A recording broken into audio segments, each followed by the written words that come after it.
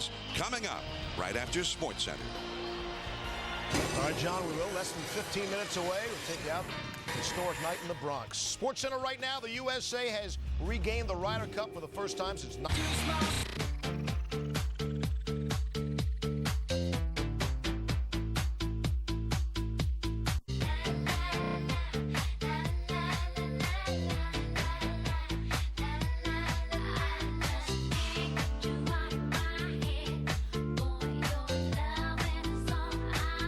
When was the last time you dreamed about a family vehicle? Introducing Flex, the all-new crossover from Ford. Seems like you need to be a physics professor to choose the right TV. Luckily, I am one. Your choice is the brand behind the first LCD display in a calculator. The dreamers who evolved the LCD into a 3-inch TV. The designers who first hung an LCD TV on a wall. The pioneers who gave Canada full HD 1080p in an LCD TV. The creators of the world's largest LCD display. Or choose all of the above. Sharp. Change your TV, change your life. Sharp. Nobody's gonna have a better price. Doesn't hurt to look.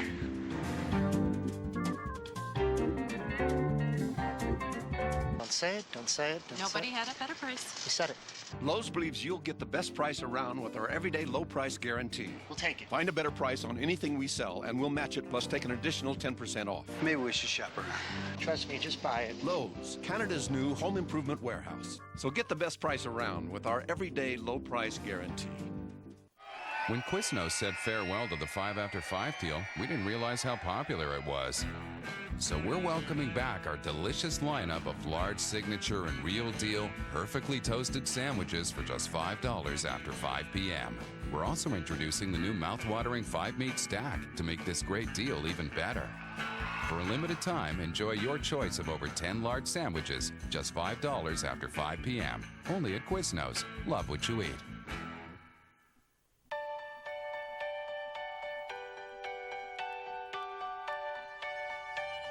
If human achievement can be determined not by speed or strength, but by character, then it's easy to see who the most amazing athletes really are. Be a fan of dignity, acceptance, and the human race. Volunteer, coach, or compete in Special Olympics. Special Olympics. Be a fan. This is a total team effort. This team, everybody chipped in. Unbelievable. This is the greatest feeling in the world. That's what it's all about, and it's unbelievable. If you're going to beat somebody, why not beat the best?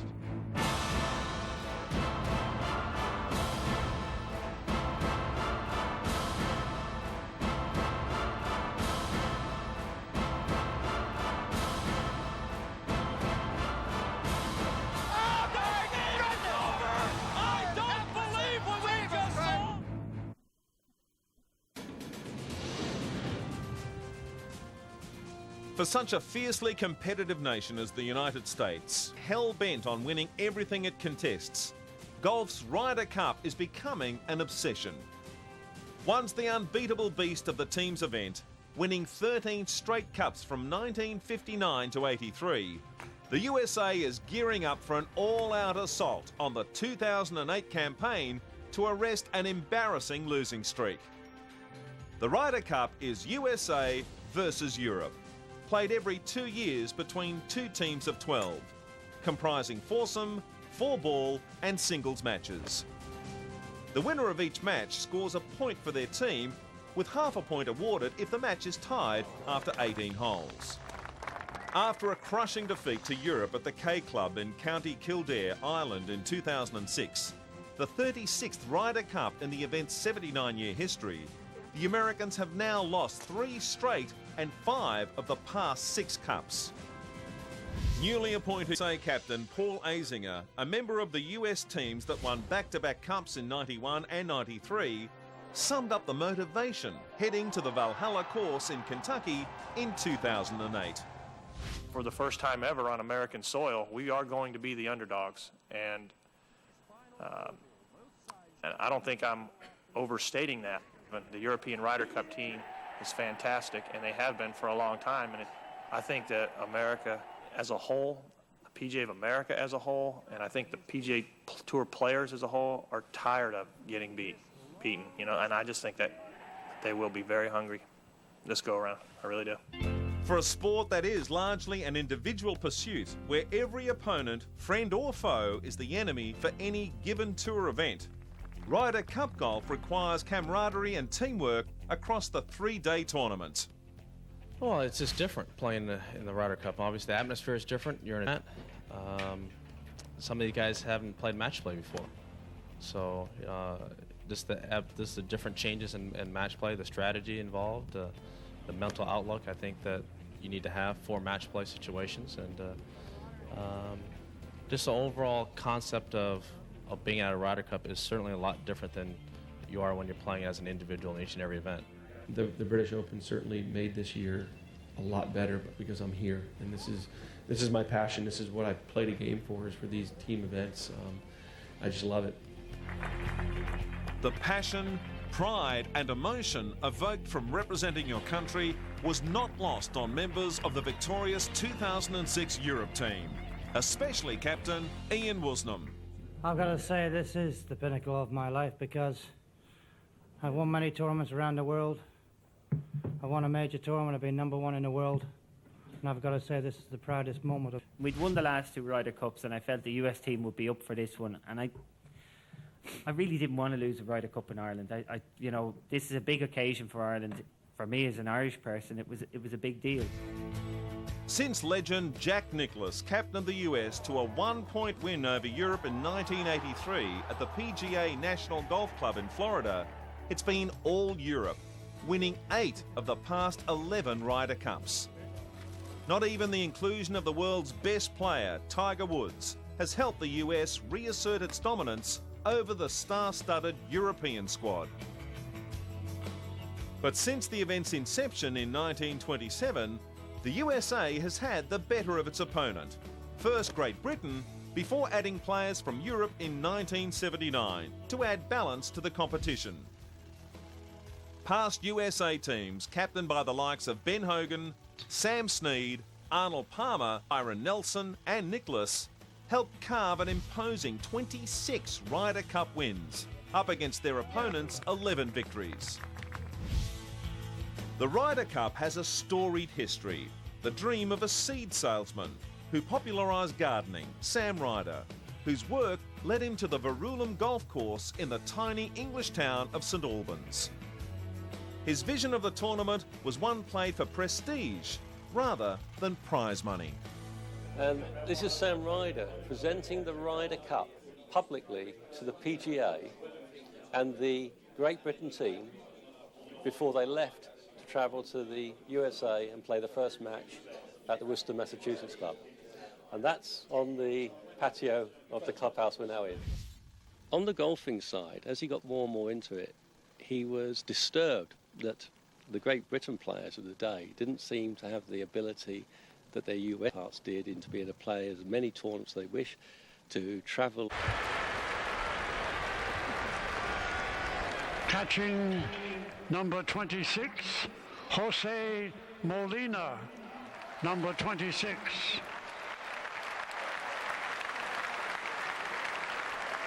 And pitching number 46, Andy Pettit, number 46.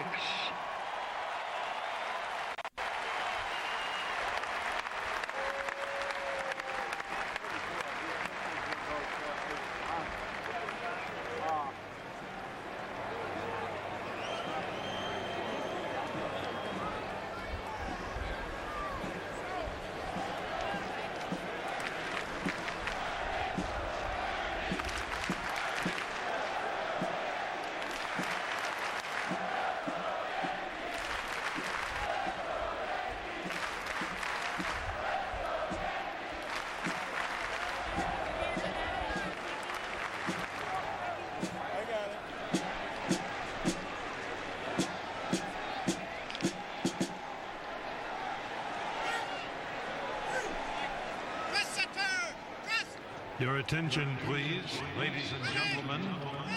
Would you please rise and remove your caps? Please welcome back the United States Army Field Band, who will now perform our national anthem.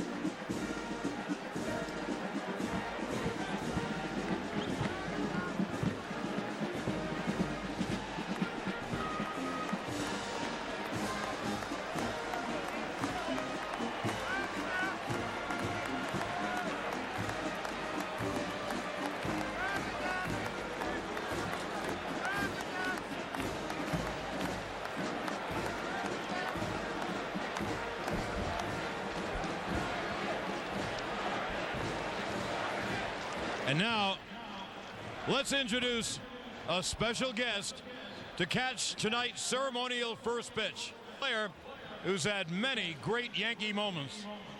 Please welcome the Yankees catcher, number 20, Jorge Posada.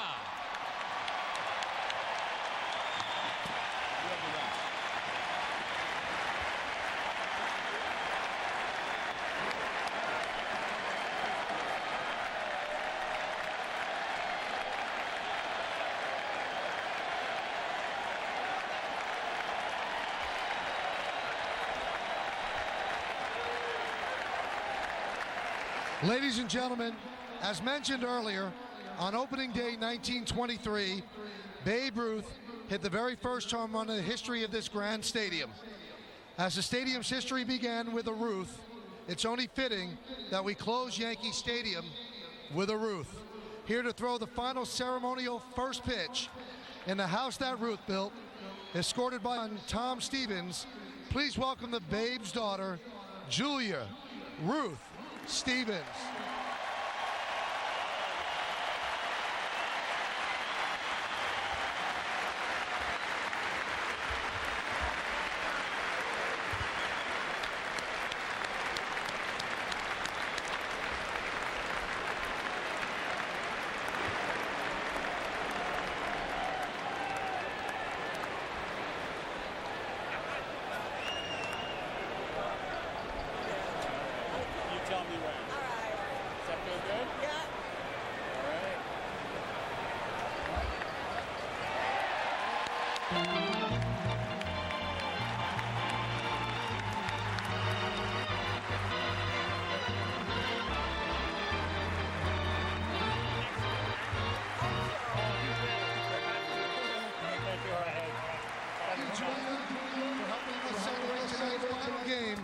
In the house that your father built.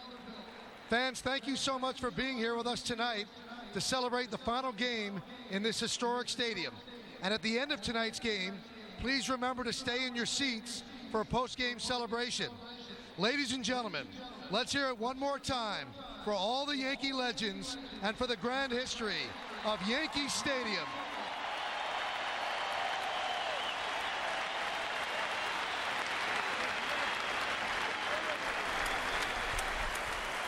Well, you can't help but get chills from watching that and the people that came out. You mentioned that no place does a big event like Yankee Stadium. It struck me that the night, though, belonged to Bernie Williams.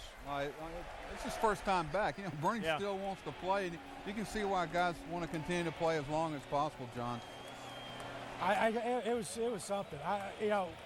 When we found out, we were like, oh my gosh, I know it's Yankee Stadium and all, but now I know why we're here. Yeah. This whole ceremony right here just proves why we're here. Whitey Ford and Don Larson on the same mound, and during the ceremony, Don Larson reached down and put some of the dirt from the mound into a small bag that went into his back pocket. Type memories that we'll have for the rest of our lives, and hopefully you two at home will. First pitch of the Yankees' last game at Yankee Stadium is coming up in moments. Final thoughts from the home of the 26-time world champions right after this. It's a miss. I get out and I ride with my buddies every weekend, We go out and get after it. Like today we hit one section when everyone stopped, second guessed it, just kept going. Rock here, rock there. I just got a handful and there she went. True all-wheel drive, new active descent control, legendary ride and handling. Polaris, the world's toughest ATVs. Polaris Power Play sales event. Get to your participating dealer for up to $800 in rebates and as low as 3% APR on select ATVs.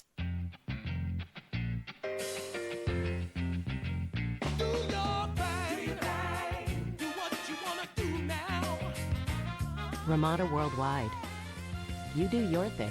Leave the rest to us. You style chest hair here? No. Too bad. Ow! A 3. Excuse me, I need an answer. Did you just come up here? Excuse me. I'm here for the stylist position.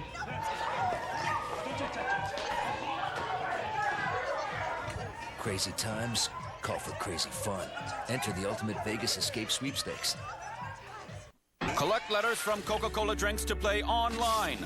And you could win up to $250,000. And in store, a smart car, tickets to Universal concerts, and many more great prizes instantly.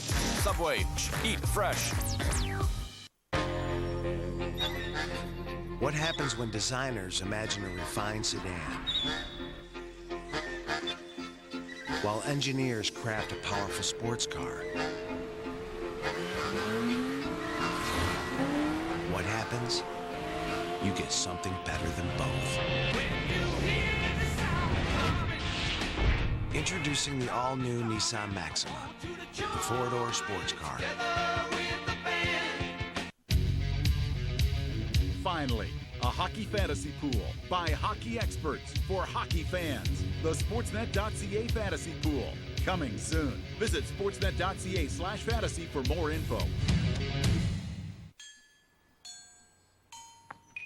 In the future, cars will come home to be recharged overnight with cleaner electricity. Hey, Charlie. Hey, Jess. Good night, Sam. Ontario get that cleaner electricity from renewables like hydroelectric, wind, and solar. From nuclear that runs night and day in and day out. Morning. Morning, guys. Morning, Charlie, Jess. We'll get most of it from Ontario Power Generation, just as we always have. He said it best. He said it's like I'm losing an old friend, and this is where the history of baseball started for pretty much everyone since 1923. I don't know, sad. What was eerie was seeing Billy Martin, Bobby Mercer, Mickey Mantle's sons out there.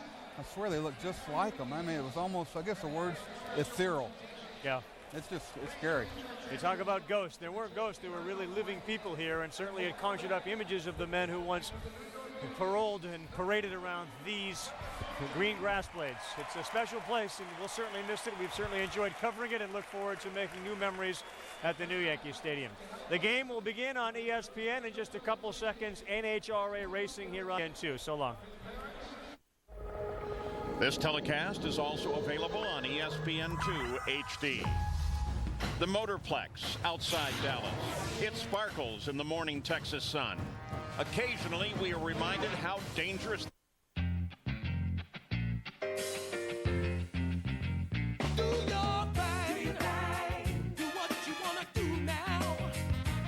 Ramada Worldwide.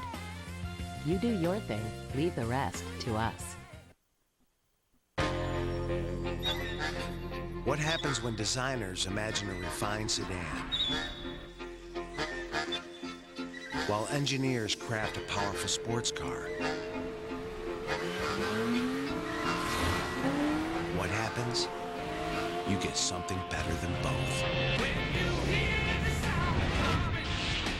Introducing the all-new Nissan Maxima, the four-door sport. New Canada Dry Green Tea Ginger Ale with real green tea and the refreshing taste of Canada Dry Ginger Ale in perfect harmony. New Canada Dry Green Tea Ginger Ale. Feel good about what you drink. Hey, I'm Alex Rios, and I just want to wish Sportsnet a happy 10th anniversary.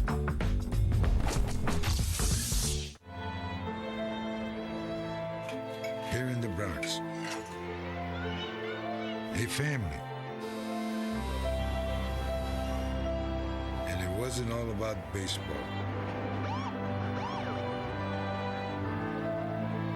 Sure, there was the Babe, Joltin' Joe, and the Mick.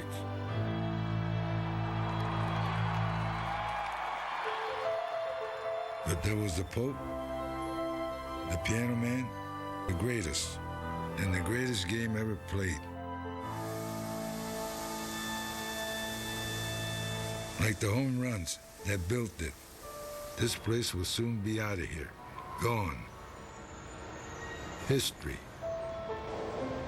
Only this time, it ain't over when it's over.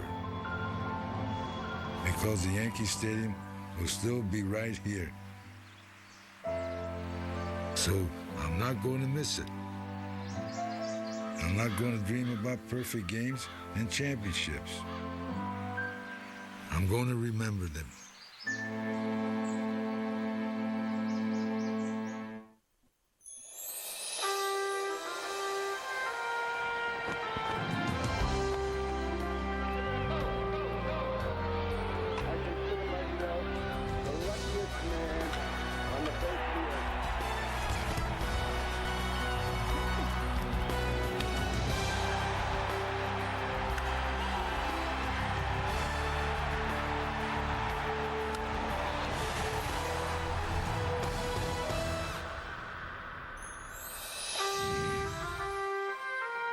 Good evening, ladies and gentlemen.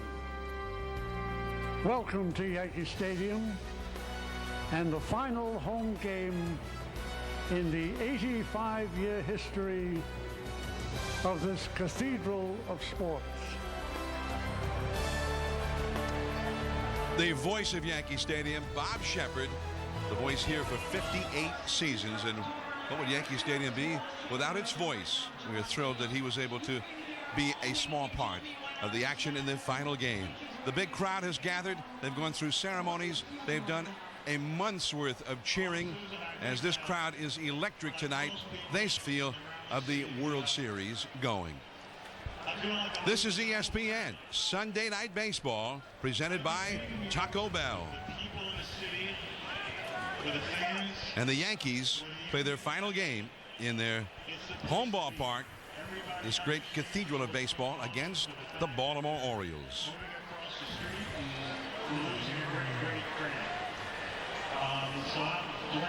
A very pleasant good evening. I'm John Miller with Joe Morgan and Peter Gammons from Yankee Stadium for the final time, and we welcome you to Sunday Night Baseball. Now, before the first game was played at Yankee Stadium more than 85 years ago, Babe Ruth said he'd give up a year of his life if he could hit a home run in that game. He did hit one that day. It was the first one. Now, the final game. And who will hit the final home run? Jeter? A-Rod? So far, it's Robinson Cano, who homered on Friday. Joe, you hit a home run here, leading off in the All-Star game in 1977. Yeah, John, but when I think of Yankee Stadium, I don't think of my accomplishments. I think of all the championships they've won here and all the great players who helped them win those championships. A great example of how great this stadium is, this year's All-Star game had the greatest collection of players than in the major leagues today. But the Yankee Stadium was still the star of the show. There's definitely a mystique here, but I think the mystique comes from the fans. I have never been in a stadium that rocks and rolls like this stadium does during the playoffs. And the big question is, will this mystique transfer next door? Because of the fans, I think it will. As they said in the 2001 World Series, aura and mystique appearing nightly here at Yankee Stadium. Now, manager Joe Girardi and Paul O'Neill told me before the game it felt like the World Series tonight because of those fans you're talking about. If you're a Yankee, is this game a must-win like a Game 7? Well, John, this is not a Game 7. This is not really a situation. I think they're going to play this game because of what we call Yankee pride. Anytime you put on the pinstripes, that raises you a notch. And putting on those pinstripes here for the last time in Yankee Stadium is going to be enough motivation. They're not worried about Game 7 because they are going to be eliminated from the playoffs this year. So, the Yankees and the Orioles, it's the final game in the storied history of Yankee Stadium. When we come back, Peter Gammons will have a few well-chosen comments about this historic ballpark. And also coming up a little bit later during the telecast, we'll be visited by some of the all-time great Yankees, such as Yogi Berra and Whitey Ford. And Mr. October himself will stop by for a while, Reggie Jackson. Ceremonies before the game, and they were sensational ceremonies. Brought out a few tears, I think. The gates opened earlier today at 1 o'clock in the afternoon, and fans were allowed to come in and actually tour the warning track of Yankee Stadium and go out to Monument Park. So a lot of these fans have been here for 6 or 7 hours already. The ceremonies are finished, and now the final game at Yankee Stadium about to begin. We'll be back with the first pitch. Pair of us alone on the floor. Still Hey, I'm Alex Rios, and I just want to wish Sportsnet a happy 10th anniversary. As Mother Nature, I'm proud of Mott's Garden Cocktail. 2 servings of vegetables. Zesty, smooth, and surprisingly delicious. I sure know how to pick them. Vegetables. I'm talking vegetables. Mott's Garden Cocktail. Hi, Mother Nature again. I just love Mott's Garden Cocktail with its garden fresh taste. And I'm not the only one. Most Canadian vegetable cocktail drinkers prefer the taste of Mott's Garden over the leading brand. Are you one of them?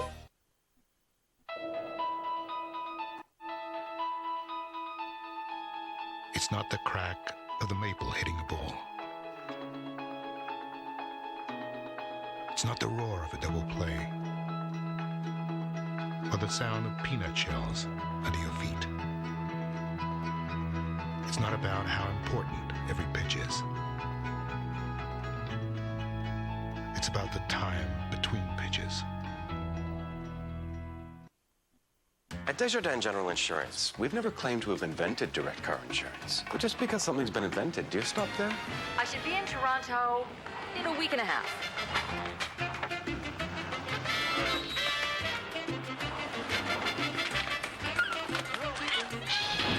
We knew we could do much better.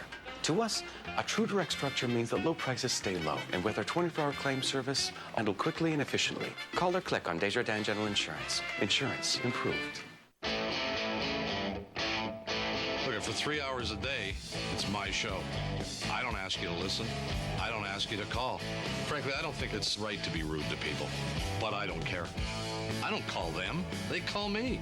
I've been told that there are people out there who don't like me, so I'd like to invite them all to come down to the Rogers Center so they can get to know me better. Unfortunately, it only seats 50,000. Listen, after 30 years, this is me. Take it or leave it. Rogers Sportsnet, official broadcaster of the Vancouver 2010 Olympic Winter Games. At Desjardins General Insurance, we've never claimed to have invented direct car insurance. But just because something's been invented, do you stop there? I should be in Toronto in a week and a half.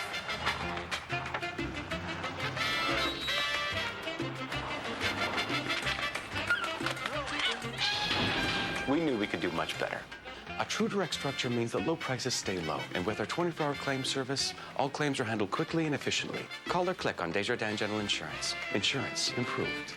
Let Rogers Sportsnet take you inside the octagon as analysts Showdown Joe Ferraro and Sportsnet.ca update you on everything MMA. Plus, get regular doses of Ultimate Fighter, UFC Countdown, and UFC Fight Night. Your mixed martial arts needs are covered on Rogers Sportsnet.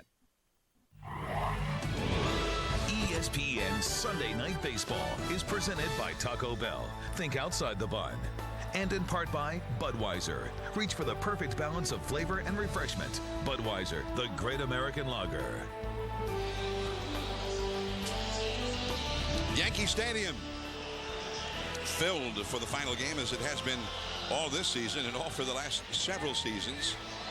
The Orioles and the Yankees with the final regular season, and there won't be any postseason this year. Jorge Posada had his camp, the outstanding Yankee catcher for many years, injured at the end of this season, and he went out to Monument Park to take a few photos for his own scrapbook.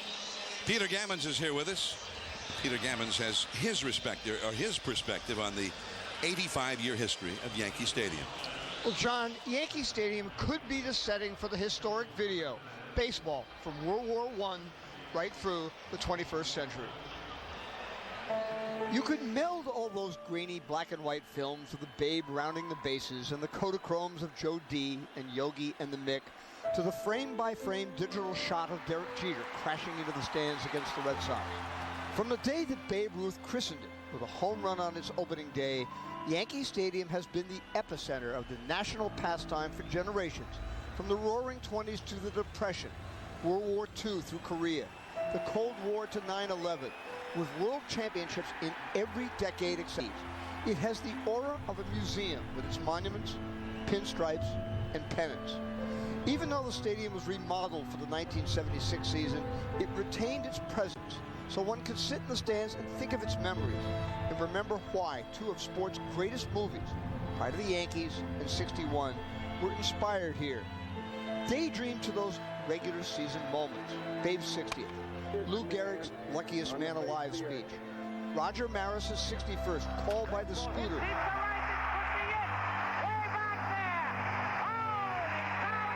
which ensured that the single-season home run record would reside here for 65 years. Dave Righetti striking out Wade Boggs to complete his no-hitter on George Steinbrenner's birthday, known elsewhere as the 4th of July, and Jeter's fearless crash to beat the Red Sox. For all the regular season memories, generations think of Yankee Stadium and think of October. 4 World Series played since it opened, 37 were played here, 26 won by the Yankees. Some of the greatest memories came from opponents' moments here on the big stage. Al Gianfrido going back to rob Joe D in the 47 World Series. The miracle of Flatbush in 55. George Brett's shot to the third deck to decide the 1980 pennant. The Red Sox ending the curse of the Bambino in 2004. To some, George Bush's march to the mound weeks following 9/11 was unforgettable, followed by 2 nights of ninth-inning comeback home runs. To others, it would be Don Larson's no-hitter, Chris Chambliss's homer to win the 1976 pennant, Reggie Jackson's 3 home runs in the 77 World Series, Aaron Boone's homer to win the 2003 pennant. The house that Ruth built is the house of history, and to anyone who was here for Joe D or the Mick, Larson or Reggie or Aaron Boone will watch it close tonight, believing it is the greatest sporting venue in the Western Hemisphere. John? Indeed, and it will be missed. People are excited about this new ballpark, but I think the people who are here speak for a lot of other people when they say, man, we're going to miss this place big time. Derek Jeter and the Yankees take the field for this final game. Jeter, the captain, to shortstop, A-Rod over to third base, who hit his 500th home run in this ballpark last year. And Andy Pettitte takes the mound. An excellent choice for the final game. He's always been a big game pitcher with 14 postseason victories in his career.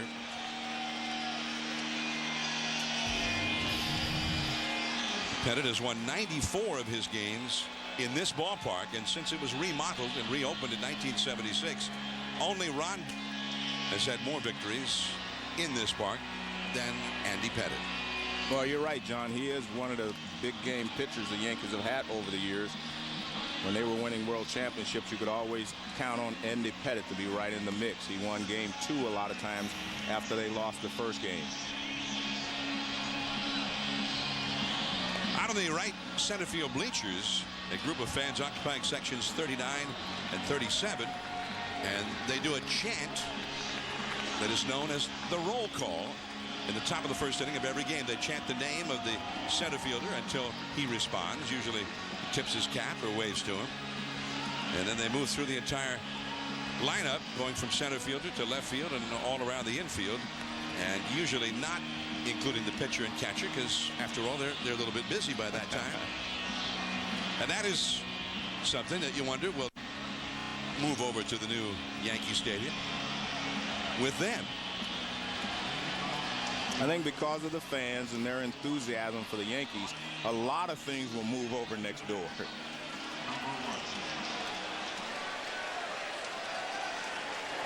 So the first pitch here of the final game will be Andy Pettitte facing the Baltimore Orioles' Brian Roberts. And not only have the crowds come with the loud roar, which we've heard so many times already tonight, and familiar chants, players' names, and "Let's go Yankees," but most of them brought cameras, it seems, to record these final moments, including the first pitch. There was no way Roberts could swing at that pitch. All the flashes going off all around the stadium.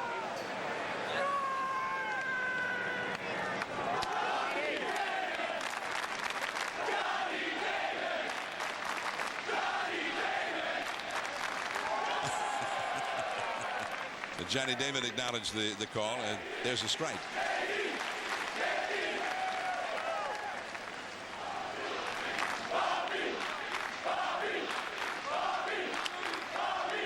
Into right field, and back goes Abreu, right on the warning track, just as they were calling out to him from the bleachers, and he was not far from those bleachers when he caught that one. Number 21, Nick Markakis, right field.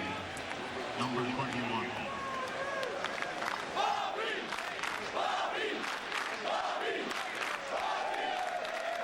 And now Abreu has acknowledged him.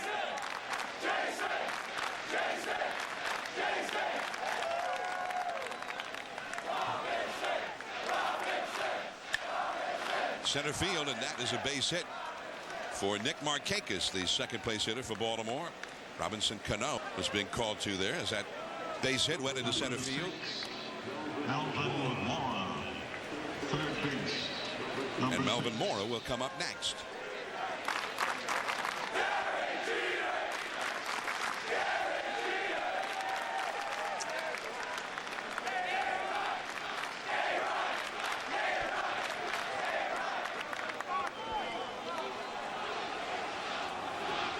So they're part of the action here at Yankee Stadium.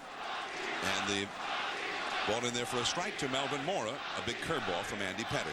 Well, John, we've been here doing the playoffs and World Series when it gets so loud that the stadium actually shakes. I mean, this is a very special place for the fans, especially in the postseason.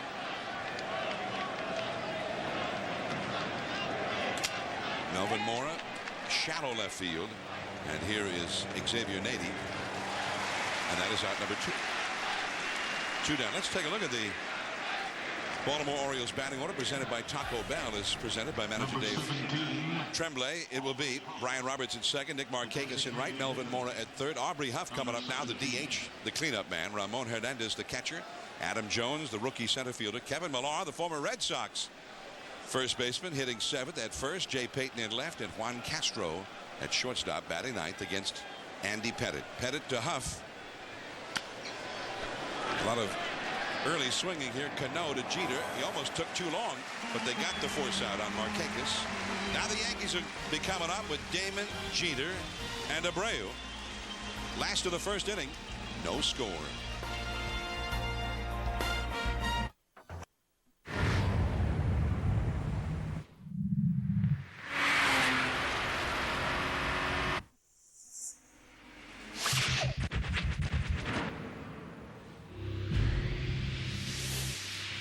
Quiznos welcomes back a delicious lineup of over 10 large, real deal, and signature perfectly toasted sandwiches, including our new 5-meat stack for just $5 after 5 p.m. for a limited time. Quiznos, love what you eat.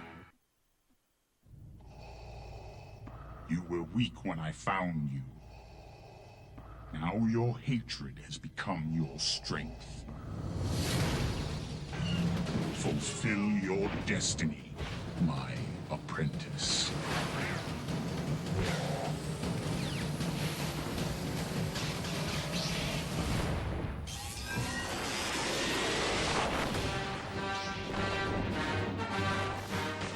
T for teen. You are my sunshine, my only sunshine. You make me happy when skies are gray. You'll never know. Real milk chocolate, light tasting, crispy wafers, quality in every bite. Have you seen my Kit Kat? Please don't take my Have a break. Have a Kit Kat. sunshine away. He makes the catch, and the New York Yankees have won the World Series. And they've won it 26 times, 6 times in the George Steinbrenner era of ownership. Sunday Night Baseball in the final game from Yankee Stadium. The Yankee batting order now presented by Taco Bell. It'll be Johnny Damon in center field. Derek Jeter, the quintessential Yankee. Shortstop, he's the captain. Bobby Abreu, right field. Alex Rodriguez at third base. Jason Giambi, first base. Xavier Nady, a midseason acquisition, left field. Robinson Cano, second base. Sui, the designated hitter, and Jose Molina, the catcher, batting ninth. And again, the ballpark sparkles with thousands of camera flashes as the first pitch is thrown to Damon. And that is a foul. This is Chris Waters, 28-year-old rookie who pitched a shutout in his last start Tuesday against the Toronto Blue Jays. And the lefties have given the Yankees some problems this year. And a slider misses to Johnny Damon, 1-2. Now, Bob Shepard, the legendary voice of Yankee Stadium, is not here, not well enough to work these games. But at Derek Jeter's request, Bob recorded an introduction of Jeter. When Jeter comes up, we will hear Bob Shepard. Listen in as Damon is out number 1. Now batting for the Yankees, number 2, Derek Jeter. Number 2.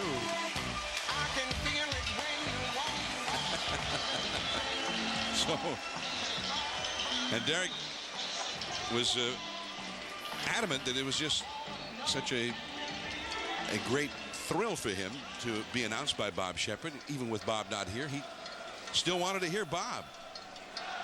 Bob Shepard is hoping to be back for the new Yankee Stadium next April, and we'll say a few prayers and hope he is back as well. As again, thousands of camera flashes go off. Ball 1 to Derek Jeter. Bobby Abreu on deck.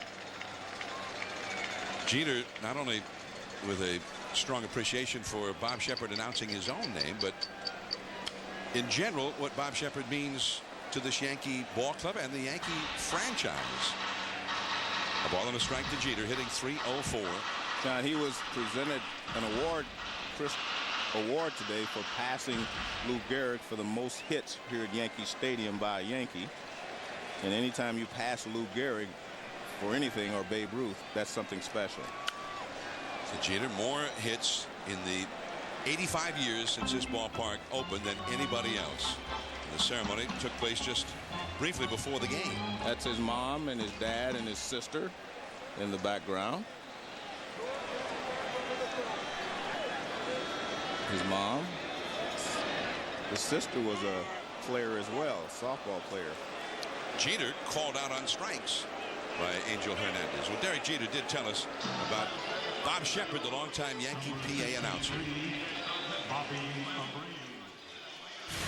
He's the voice of Yankee Stadium. I was a Yankee fan growing up, and you know, I grew up listening to his voice. And you know, last year, you know, he wasn't feeling too well, so I had him record him introducing me, and I said I always want to hear Bob Shepard introduce my name when I'm coming up to hit, and he always will. As long as I'm here playing in New York City, they'll use that recording because he's as much a part of this organization, the tradition here, as any ball player. And remember one thing, Derek Jeter is playing hurt. He got hit on his hand in yesterday's ball game, but he wasn't going to miss this final game for anything. But when I talked to him before the game, he kind of shrugged it off, but I could tell that it was bothering him a little bit. In fact, I didn't see him take batting practice because his left hand was taped up. Bobby Abreu with a count of 1-2. Alex Rodriguez on deck. Now the Yankees have a lot of guys who can hit home runs. Abreu's one of them. He's got 19 homers because that's a question. who's going to hit the last home run at Yankee Stadium. Abreu has hit 29 in the relatively brief time he's been with the Yankees. He is called out on strikes. And you see the great slider that Waters has. He got Jeter, and he also gets Abreu. No score heading to the second inning. Derek Jeter and the Yankees back on the field.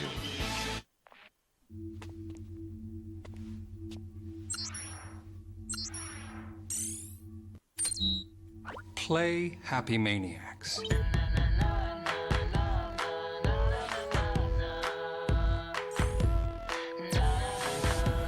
Cool. That's impressive. Get what you really want in the 2009 Ford Focus, starting at only $14,799.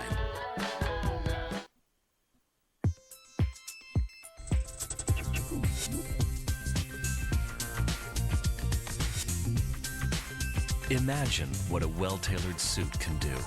Moore's, well-made, well-priced, well-dressed. In the future, cars will come home to be recharged overnight with cleaner electricity. Hey, Charlie. Hey, Jess. Good night, Sam. Where will Ontario get that cleaner electricity? From renewables like hydroelectric, wind, and solar. From nuclear that runs night and day in and day out. Morning. Morning, guys. Morning, Charlie, Jess. We'll get most of it from Ontario Power Generation, just as we always have. Collect letters from Coca-Cola drinks to play online, and you could win up to $250,000. And in store, a smart car, tickets to Universal concerts, and many more great prizes instantly. Subway, think fresh, eat fresh. The Proline Instant Replay Contest is now back. That's right, you can enter your ticket for a chance to win one of 3 grand prizes. You and 3 friends will be given an exclusive VIP hockey experience in a private box, plus a chance to share up to $1,000. Go to Proline.ca and replay any valid Proline, point spread, or Pro Picks ticket for a chance to win. Hurry, contest closes October 31st. Enter the Proline Instant Replay Contest now at Proline.ca. Every weeknight, when it's game over on the ice, it's game on in the Hockey Central studios. Oh, he's something else, Sidney Crosby. It's Hockey Central tonight. Hockey Central tonight. Monday to Friday at 11. It's hockey that matters. The ESPN Bottom Line will be highlighting the history of Yankee Stadium through stats, moments, and the legendary figures who made their mark here since 1923. The Bottom Line will also recap the day's Major League action and where the hunt for October stands heading into the season's final week as a result of today's results. I'm John Miller with Joe Morgan and Peter Gammons. Yankee Stadium one last time, and Andy Pettitte with a called strike on the inside to Ramon Hernandez, the veteran catcher. He'll be followed by Adam Jones and Millar. Hernandez, 6 home runs, and this Baltimore team, they're a pretty potent lineup. The Orioles have 2 hitters already over 100 RBIs, Aubrey Huff and Melvin Mora, and Nick Markakis with a hot week would have an outside shot of reaching 100. So they've got some pop, and Andy Pettitte is riding a personal 5-game losing streak. The curveball is punched foul off the right field line. The ballpark originally built for $2.5 million in 1923 dollars. It took 185 working days to break ground and finish it. And the opener back on April 18th of 1923, they played the Boston Red Sox. Who else? More than 74,000 fans. The ballpark was a little bit different in those days. There were a huge number of fans who were out on the bleachers. They had wooden bleachers at the beginning, and it was well over 500 feet to straightaway center field when the ballpark first opened, but only 295 feet to the right field foul pole as Hernandez is down on strikes. Babe Ruth and the Yankees played that first game in 1923, and the Babe said before the game, said, you know, I would give a year of my life if I could hit a home run in the first game in this new park.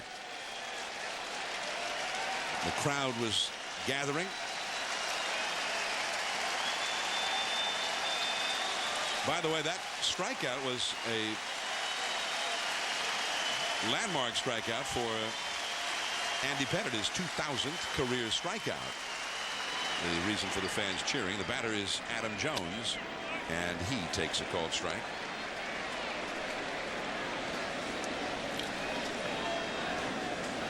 Adam Jones acquired from the Seattle Mariners in the offseason in a very big deal that sent Eric Bedard to Seattle.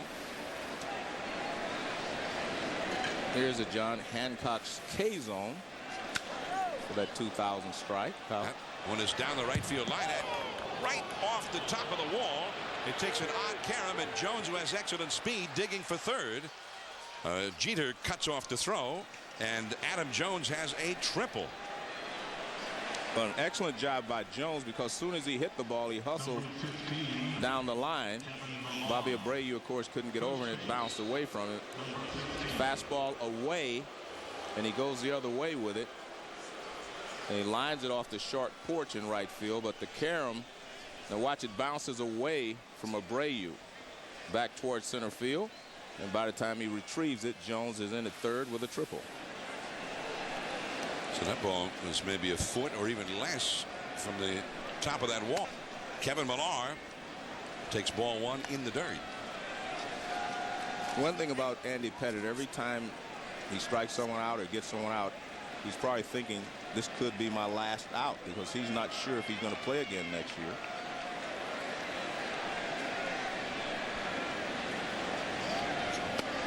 And a fastball for a strike. Pettitte was very grateful that the Yankees chose him to start, and he felt like it was a tremendous honor. Well, I think it is. I mean, he came up through the Yankee farm system,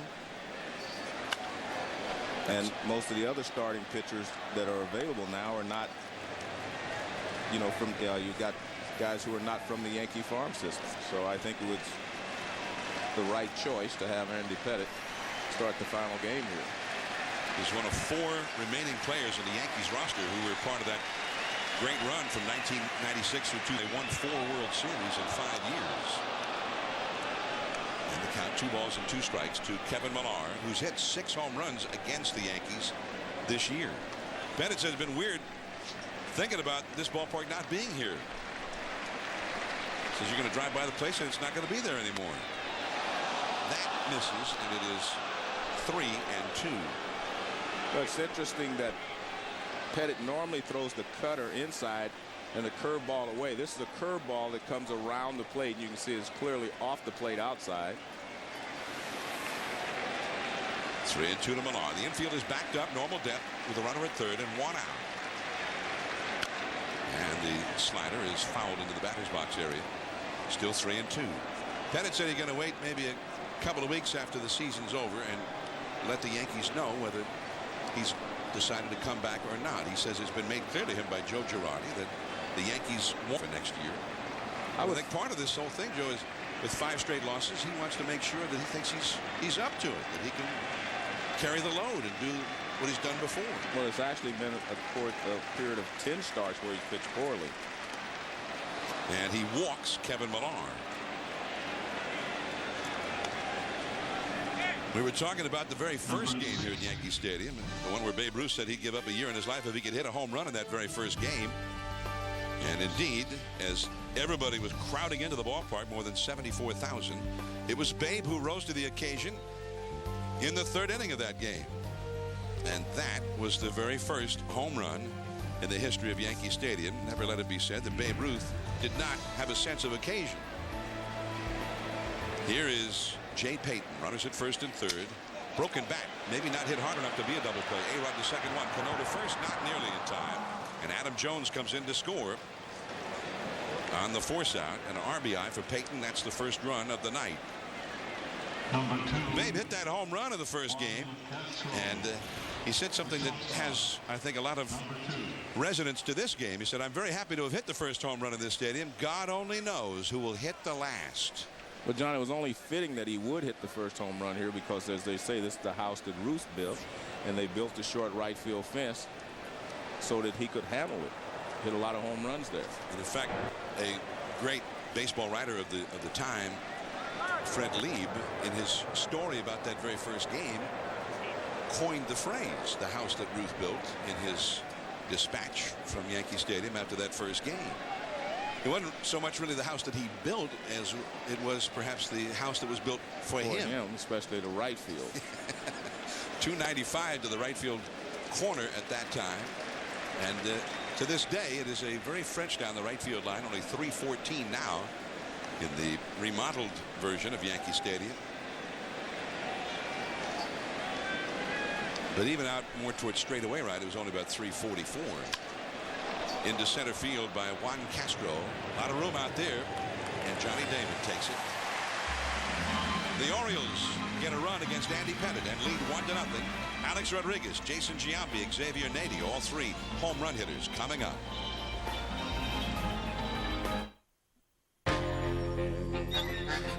What happens when designers imagine a refined sedan?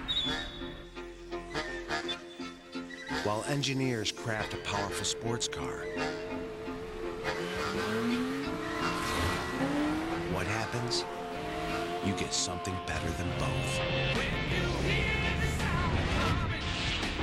Introducing the all-new Nissan Maxima, the four-door sports car.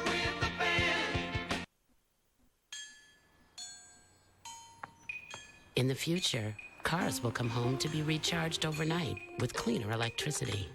Hey, Charlie. Hey, Jess. Good night, Sam. Where will Ontario get that cleaner electricity?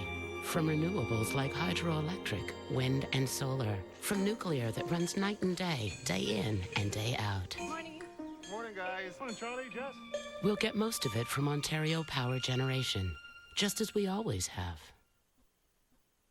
When Quiznos said farewell to the 5 after 5 deal, we didn't realize how popular it was. So we're welcoming back our delicious lineup of large signature and real deal, perfectly toasted sandwiches for just $5 after 5 p.m. We're also introducing the new mouth-watering 5-meat stack to make this great deal even better. For a limited time, enjoy your choice of over 10 large sandwiches, just $5 after p.m. Only at Quiznos. Love what you eat. Welcome to my Best Western. As a business person, I know what business travelers need. Wherever they go. Free high-speed internet access. Breakfast. And fresh in-room coffee. And the promise that you'll find these things at every Best Western. We're there, wherever your business takes you. Join the rewards program that gives you rewards faster. Stay any 2 qualified nights at Best Western between September 14th and November 21st and earn double points when you pay with your MasterCard. Earn even more at bestwestern.com. Stadium on its final night. The aerial coverage for Sunday Night Baseball this evening provided by Nikon, at the heart of the image.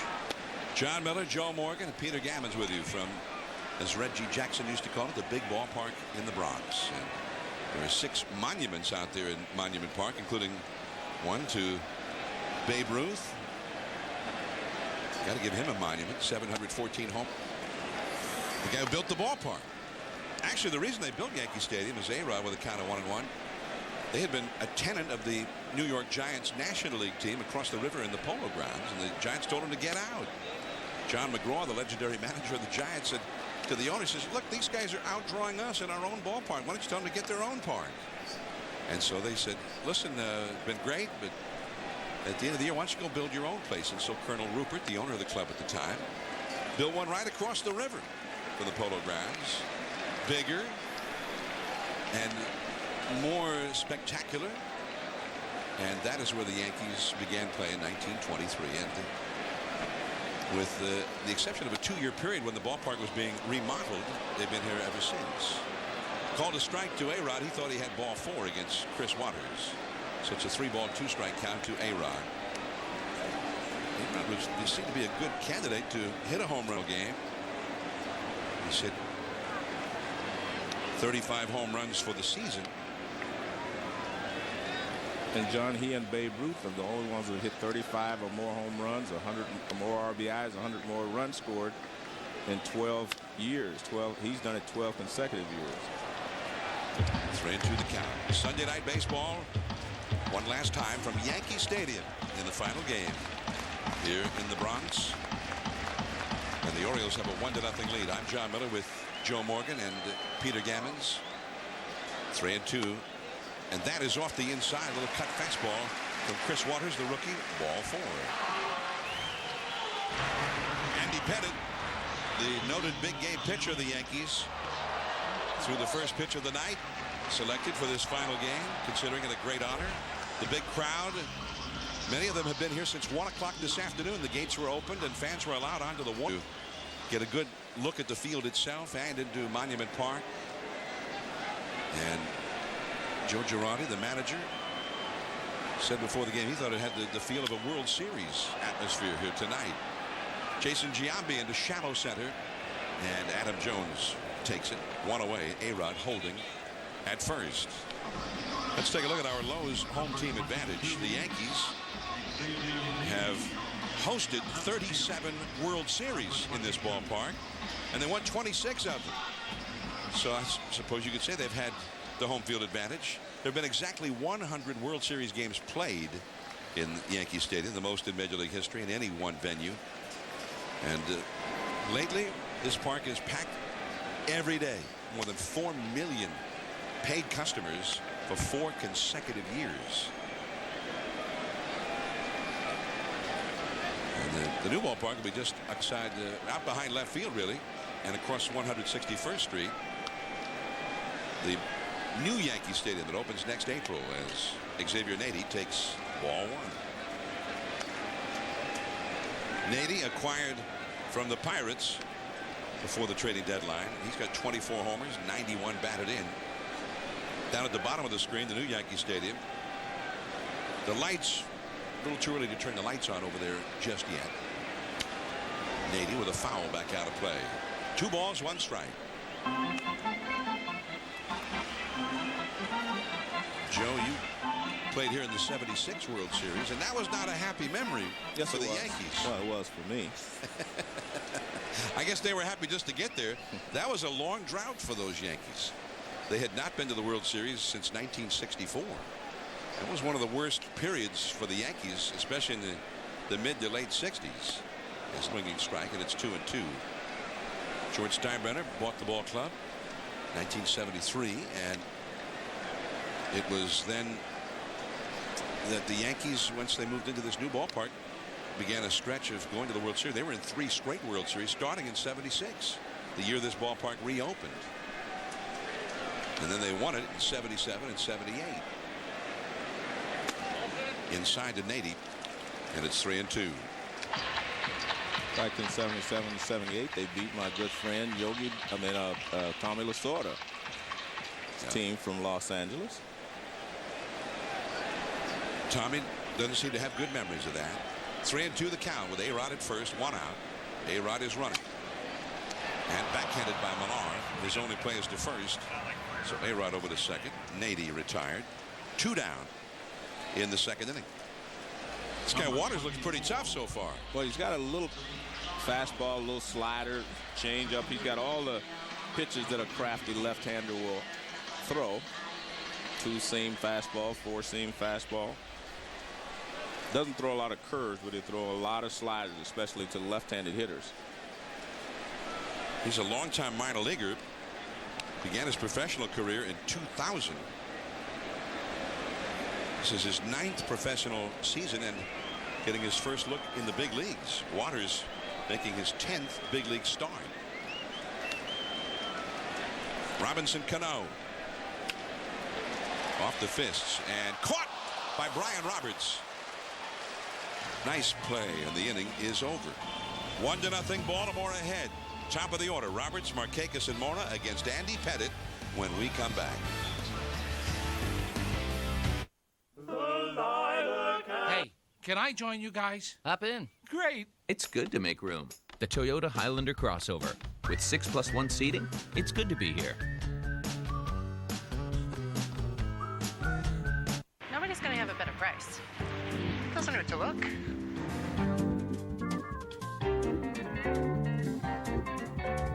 Don't say it, don't say it. Nobody had a better price. You said it. Lowe's believes you'll get the best price around with our everyday low price guarantee. We'll take it. Find a better price on anything we sell, and we'll match it plus take an additional 10% off. Maybe we should shop around. Trust me, just buy it. Lowe's, Canada's new home improvement warehouse. So get the best price around with our everyday low price guarantee.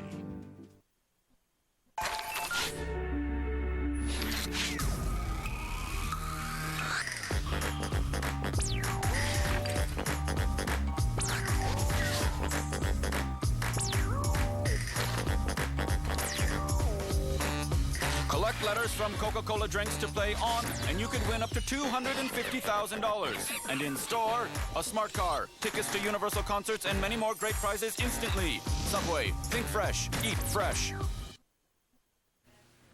They always take the armoire, never take the moose. Or the fish. It's good to take home found treasures. The Toyota Highlander crossover. With flat folding seats, it's good to be here. Decorating or renovating? Use Homeworks home remodeling software and see how the job looks before you start, using actual photos of your home. Approved by the Canadian Home Builders Association, Homeworks is available only at Home Hardware Building Center, and Home Furniture. Homeworks features more than 2,500 actual products and a $25 home gift card with a project purchase. Before you start, use Homeworks and picture the difference. Only at Home Hardware. Help is close to home. ESPN Sunday Night Baseball by Taco Bell. Brought to you by Chevy and American Revolution. And Nikon, at the heart of the image. Back at Yankee Stadium in the final game, and it is 1-0, Baltimore leading as Andy Pettitte goes back to work against the top of the Baltimore batting order. It is Brian Roberts, the leadoff man, and a good one, and he takes a count of 1 ball and 1 strike now. As we in the booth we're trying to make room for a couple of the all-time greats, a couple of the players, a couple of the names that are associated with this ballpark that helped make this such a famous ballpark, Joe. Well, they're more at home than we are, so this is their home. This is their home ballpark, that's for sure. We're talking about Hall of Famers Yogi Berra and Whitey Ford. And Yogi Berra, who is an MVP more than once and a perennial all-star. Yogi, welcome. And Whitey Ford, maybe the greatest pitcher in the history of the Yankees. Thank you. Was Whitey the greatest pitcher ever for the Yankees? Not bad. I have to ask you guys following me around? I just saw you up in Cooperstown, so now here you are following me around. So it's great to see you guys, of course. I like this. This is nice. Yeah, it is, right. You got a good view up here. Hey, Whitey, I tell people I have the second best job in the world. The only job better is out there on the field playing. I can't do that anymore, so I have the next best thing. So now you're up here enjoying it with us. Now, before the game, Whitey, they showed they honored Don Larson. He had the perfect game in the World Series. Yeah. And I'm thinking, well, how come you never did that? It's a no-hitter? Yeah, in the World Series. No. Well, I had a couple of one-hitters. But speaking about Don's game, the pitching coach, Jim Turner, sent me down the bullpen in the 5th inning when Don was pitching. And I warmed up every inning because he says, Don gets a little tired in the late innings. That's a pretty good story right there. That is a great story. Nick Markakis is the hitter. How about Andy Pettitte for this game? I mean, I'd like to see him even up on this game today. Let's see if we could hold him down. He's having a little tough luck, but he's still got some good stuff. Well, he does have good stuff. I'm surprised that he has lost 5 consecutive games. There he goes. Roberts, the base dealer, and from his knees, Molina throwing to second, but not nearly in time. A great jump for Roberts and a steal. You usually don't get a good steal off of Pettitte. Pettitte has one of the best moves in the game. Right. Now, when Whitey Ford was pitching, did he give you a chance to throw out base stealers? Yeah, he learned how to get the pick off in Japan. Yeah. Who taught you? I practiced it in Japan because the umpire didn't even know what a ball was. And I kept fooling around with it. And I finally, I got a good move to first. And not that I picked that many off, but they didn't try, steal, or, they sort of stick around first base when I was pitching. Sometimes they say that the umpires don't know when Pettitte is balking either. Yeah. He has that quasi step to first to the plate and throw over to first base. Yogi Berra and Whitey Ford here with us. The ball back out of play. 2 balls and a strike. And both of you guys visit the stadium often. I know you do, Yogi, because every time I'm here, you're here. And Whitey, I mean, how far or how often do you get to Yankee Stadium? Well, Whitey? let me just say something first. I was born in New York City. Okay. 66. When I was 11 years old, I came with my father and my uncle to sit in the bleachers, and it was the first game I ever saw the Yankees play. And Joe DiMaggio went 1-8. He got a single, and he hit 7 balls to left center field over 400 feet and went 1 for 8. Well, it was 457 feet to left center. Right. 461 or 463 to straightaway. Yeah. 410 in right center. The down the lines was, always short. Yeah. Did you ever see anybody hit a home run to straightaway center in those days? Yeah, Larry Doby. Yeah. Doby hit it in center field. I know Mickey hit the facade up there on the top thing. Down the right field line. Yeah.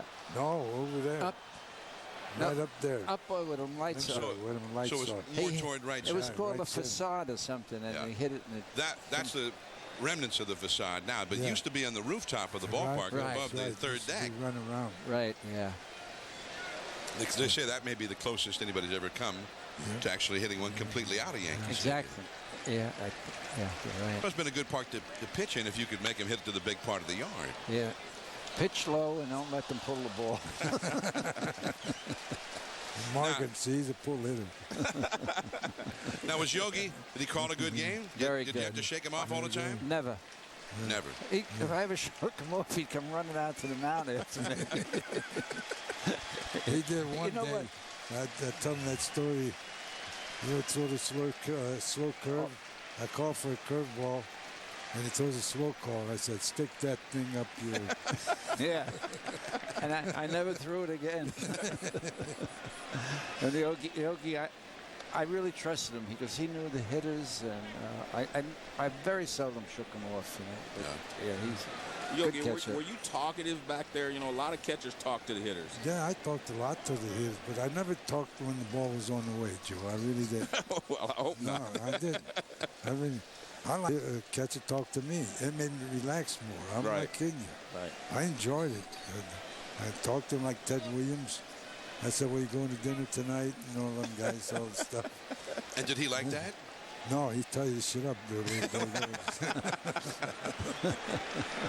the count and another foul. He concentrated on hitting too much. There was one story I heard that Hank Aaron was hitting one time, and he had the label up. You say you can't hit with the label up, and you said you turn it down, so so you can't read the label. And he says, I'm not up here to read, so I don't worry about it.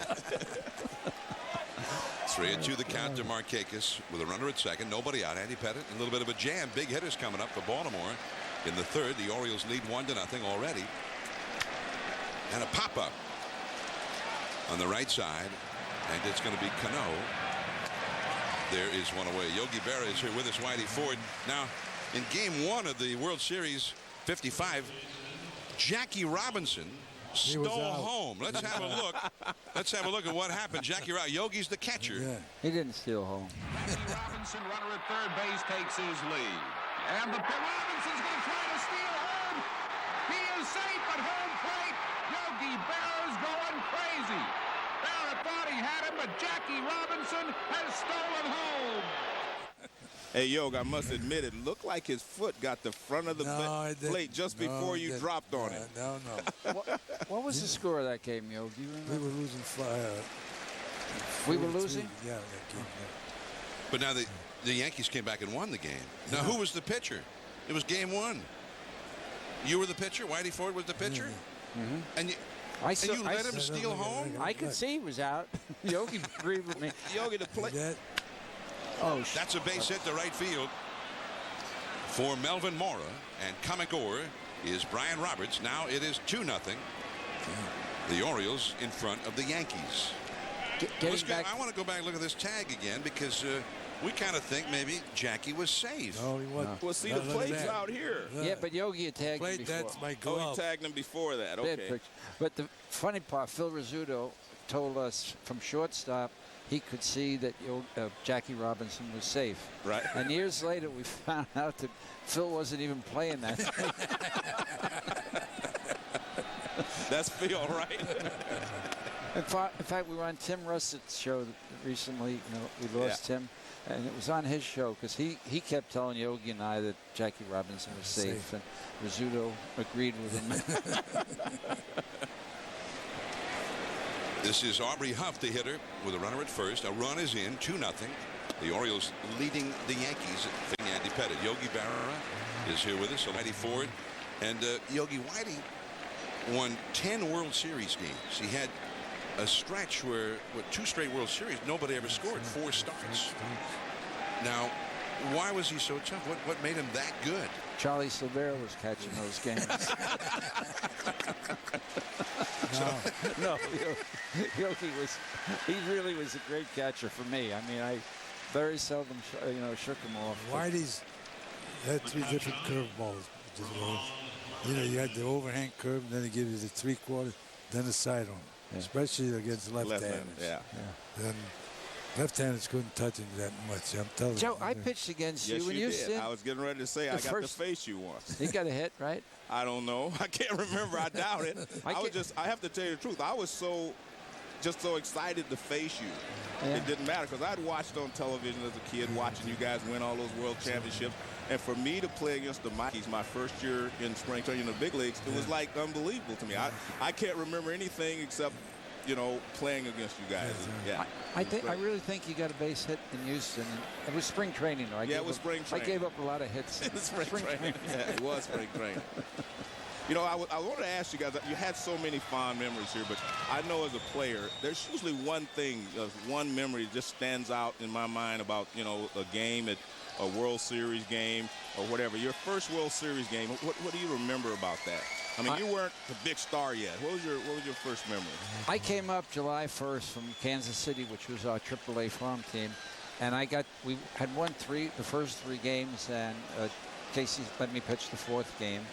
And we were winning 4-0 in the 9th inning with 2 out. And they had a line drive to Gene Woodling. It wasn't an easy catch, but anyhow, he dropped it, and they wanted a run scored. Casey brought Allie Reynolds in to pitch the last batter. But that was my first recollection and my first World Series I ever got to pitch in. Your first World Series, Yogi, as a hitter?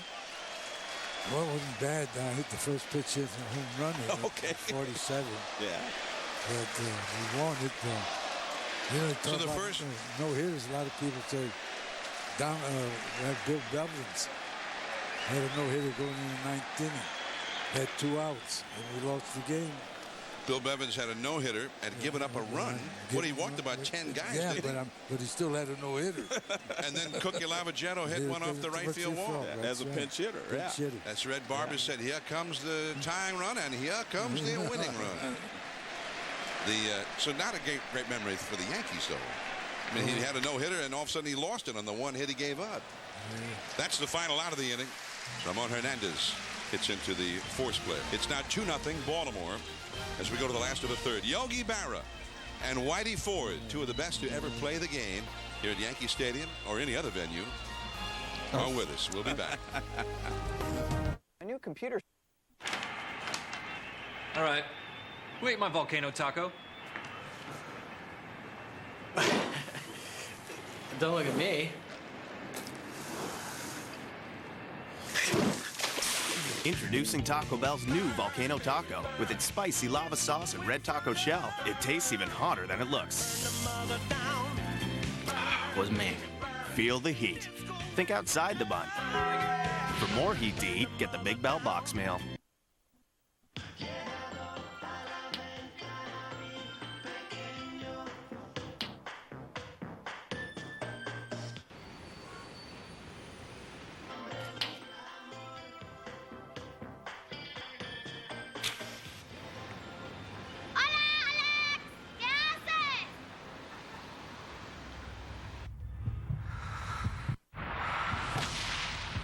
Blue Jays, Yankees, it's always game time.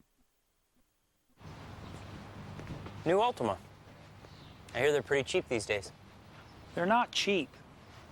They're inexpensive. You cut your own hair. That's cheap.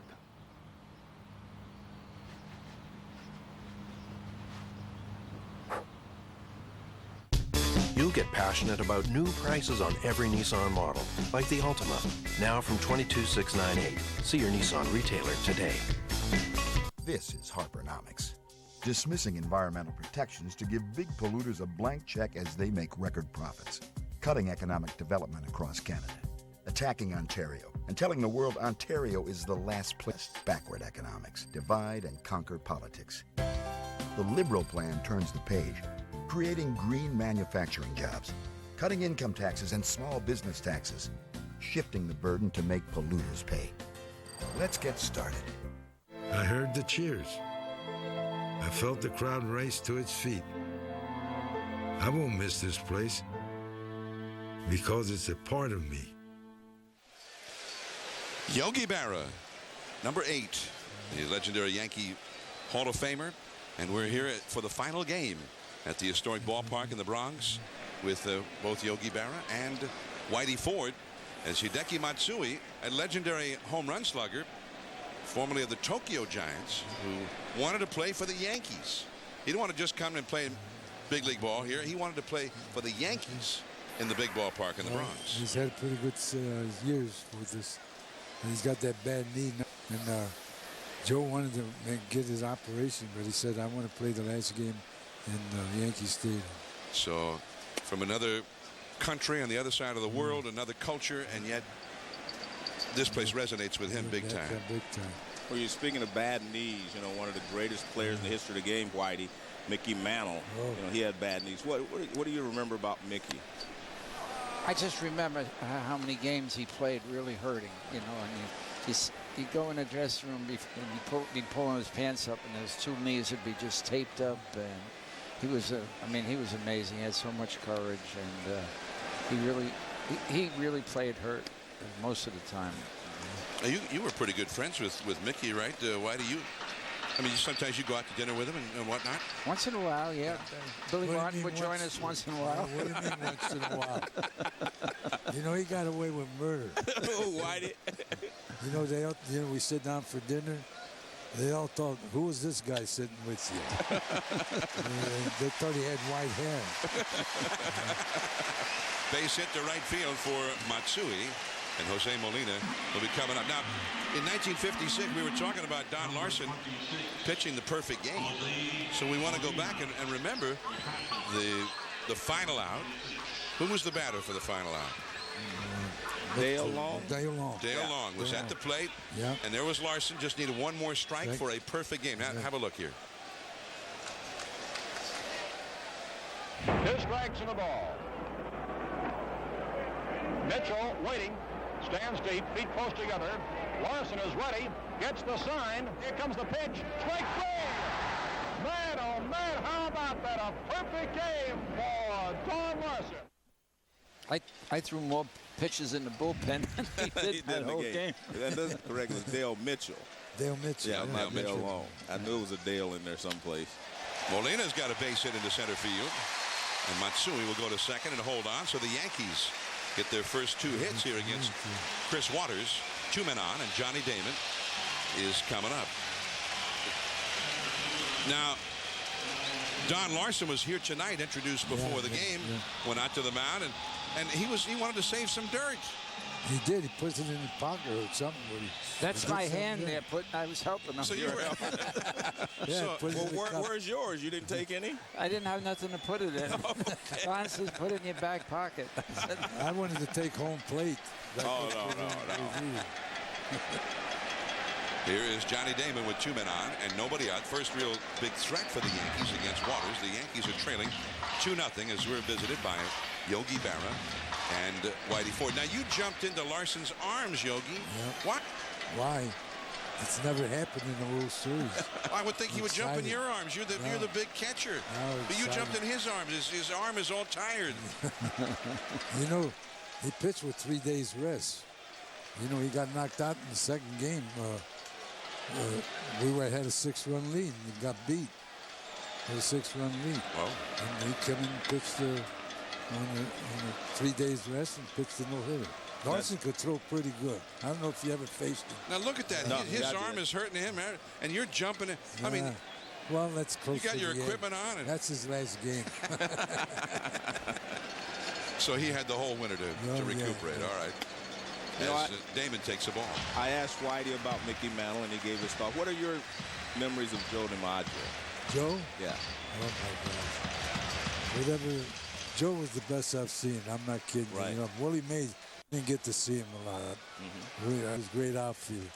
But you see these guys slide for balls, Joe? That ball in deep right field. That ball is a home run. Johnny Damon, a 3-run homer into the Babe Ruth home run porch. And the Yankees have gone ahead 3-2.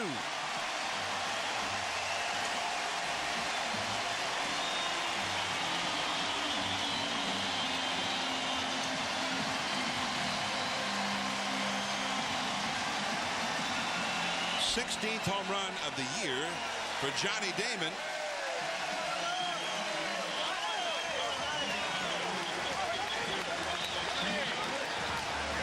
Well, the pitch was down.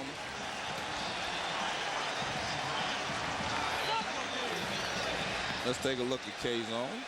So you can see the pitch is down at the bottom of the strike zone. And it looked like that little cut fastball, but it's enough. So here is Derek Jeter to right field. Deep. And caught on the run by Markakis, just in front of the wall out there. Now that home run for Damon, maybe we have to call it the house that Damon built, because he took advantage of it's a short porch out there. Well, Jeter, well, let's take a look at Damon's ball.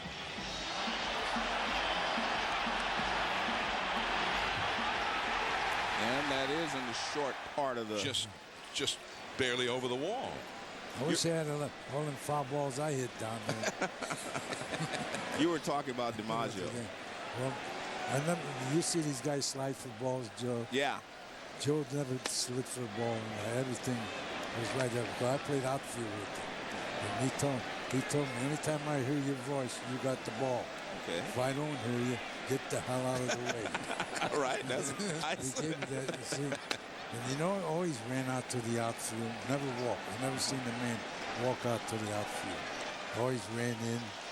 He got me one day. What is it to run 90 feet down first base? What? He said, you better run them balls out. Center field by Abreu, and under it is Jones. Now, after the very first game here, 1923, the Babe hit the first home run here in Yankee Stadium. After the game, he said, I'm very happy to have hit the first home run. God only knows who will hit the last. Johnny Damon now is a candidate. Right. Never thought of that. So I'm going to go out on a limb. I think we'll see another one before the night's over. 2 down, and here is, well, A-Rod's certainly capable. Who do you think is going to hit the last home run, Yogi?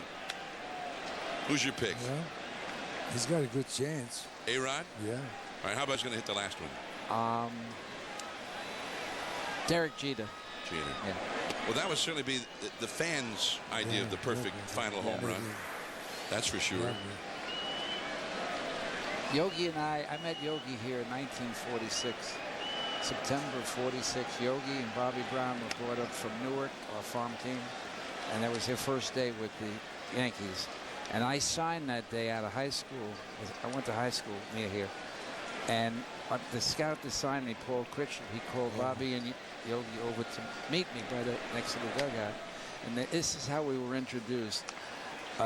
Larry, this is Eddie Ford, and this is Bobby Brown. And I was Eddie, and somehow we got Yogi and Whitey thrown in later on. You know, speaking of that, who gave you the nickname chairman of the board? Bobby Hoffman. All right. Played with the Giants. And he's the one. We played American Legion ball together. And we didn't have no dugouts, Joe. When we played, we sat on the ground. I always had my orange claws. No. She's talking about chairman of the board. Him. I'm talking about Whitey. Who gave him that nickname? Whitey, I guess. I'm not Whitey. You give yourself that I nickname. couldn't even pronounce Who it. gave you? Who did? Who gave you that? Mickey call you chairman of the board? No. Or else? I don't know who gave me the name. I know it wasn't Mickey. There wasn't Mickey? He didn't know chairman. No, that's too long a word for him.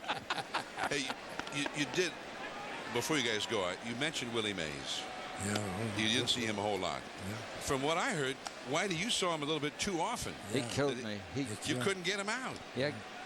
I got him out when I had to in San Francisco. That's right.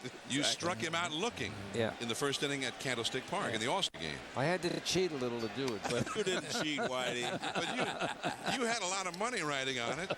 You and Mickey Mantle with Horace Stone and the owner of the We owned Horace. We owed him $800, and if I got Willie out, we didn't have to pay him nothing. That was for our green fees. Mickey and I had played golf at his course. At the Olympic Club. Yes. Yeah. Olympic. Yeah, But if he'd gotten a hit, we had to pay $400 apiece. We had to give it to Horace. So when you struck out Willie, and he knew you'd done something to the ball. Yeah. He got a little upset. Willie couldn't get upset at me the way he used to hit me, so I finally got him. Finally get him out once. But the funny part was Mickey's running in from center field clapping. And Willie's still on the ground. The pitch I struck him out, he fell on the ground. He thought it was going to hit him. He thought it was going to hit him? Yeah. All right. And he's coming by, and I hear Willie say, "What's that crazy guy laughing about?" Mickey was happy. They saved him for. So, well, you told him. So Willie a little upset that he's laughing at him, but when he found out that he just made him a lot of money, I guess he understood. Jason Giambi, the hitter. I think, Joe, you were talking about Roger Maris. Maris was a good outfielder. Right. He could run for a big guy. He had a good arm. There's one position he would never play. Is left field. Oh, he would because when Mickey got hurt when I was manager '64. He told me I'll play center field, but I won't play left. And he did a good job for me. He just didn't like left field. That's a tough left field, boy. In the daytime, that sun, really a sun. You get the shadow, too. Yeah. It's tough. Well, I was told, I read a story about Mickey Mantle, how he hurt his leg the first time he stepped in one of those drainage sticks out there. Well, Tommy Henry taught me how to play that out there, the drainage. And left-handed hitters just stand about 2 feet from the drainage on its side, and right hand the other side of it. Now, Whitey, you said you saw your first game here when you were 11 years old. Late 30s, DiMaggio's team. And those were some great Yankee teams. They won 4 straight World Series at the end of the 30s. I told you that it was a doubleheader. I'm not repeating myself, am I? No. DiMaggio was 1 for 8. Oh, I did. He hit 7 balls to the 457. And to finish it, I went to Ebbets Field a few weeks later with the school, and I looked at the signs. It was 374 to left center, 340. I said, Joe DiMaggio would have had 6 home runs every time. Giambi gets the walk. I mean, there was that old age argument all the time. If Ted Williams would have played in Yankee Stadium and Joe DiMaggio would have played in Fenway Park, right? How many home runs would they have hit? You know, in the short porches. Joe, Fenway Park, Joe wouldn't have hit good there. Okay, because he hit line drive. His ball didn't start go up like that. Yeah. St. Louis, if Brooklyn would have been good for him. Philadelphia, the old Park, Philly. Now you saw DiMaggio here, Whitey. And was he your favorite Yankee when you were a kid? Yes, absolutely. All right. I didn't even know any of the other guys. I just liked Joe DiMaggio. All right. Yeah. Well, I was a St. Louis boy. You were from St. Louis? Joe Medwick was my idol. Ducky Medwick. Ducky Medwick. Right. I'm looking here. That Joe had 9 World Series championships. Yogi, you got 10, right? Yeah. Whitey, you have 6, right? I don't know. Yeah, 6. I read it. You have 6. Yogi has 10. Yeah. But Whitey, you signed.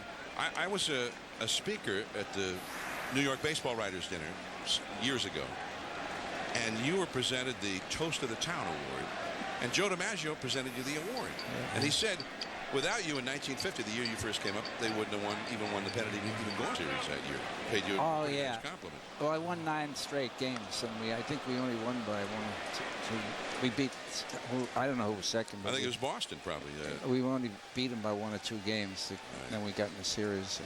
That's okay, Whitey. No one remembers who finishes second.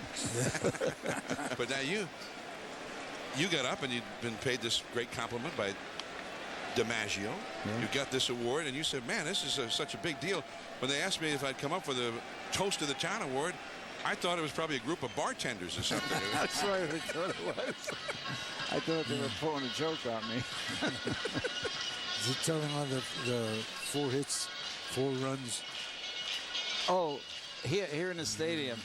The first pitch in Chicago, I'm sorry.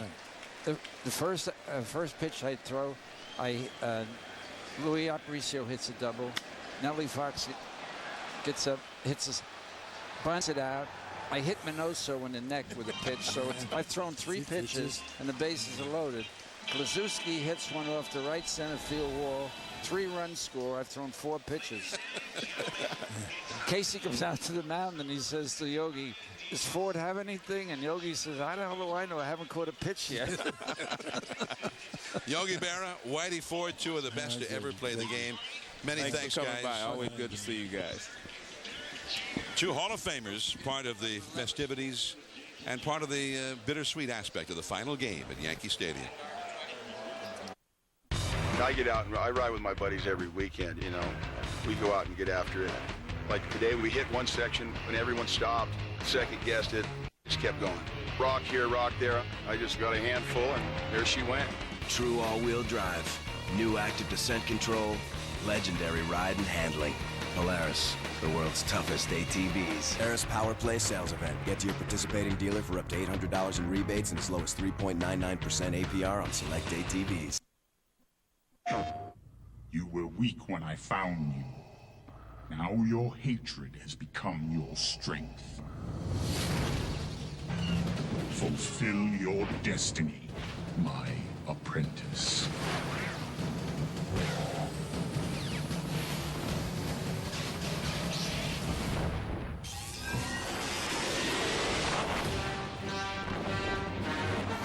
Rated T for Team. Yankees winning tradition. John, Babe Ruth built the stadium and intertwined the worlds of baseball and entertainment.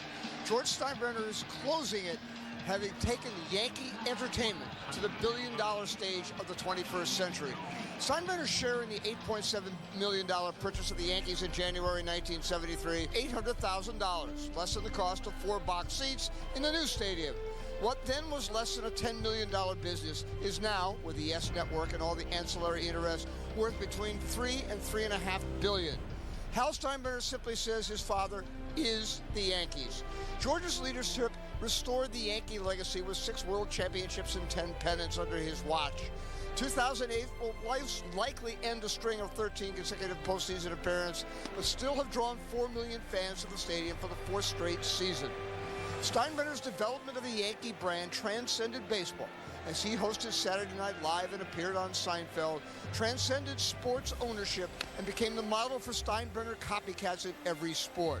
Oh, he busted and fired Yogi Berra 16 games of the 85 season, hired and fired Billy Martin 5 times, called Dave Winfield Mr. May, and seemed addicted to the front and back pages of the New York tabloids. When his day comes in Cooperstown, he remembered as the boss who grew the Yankees and baseball itself from millions into billions with never a dull moment to distract attention away from George's Yankees.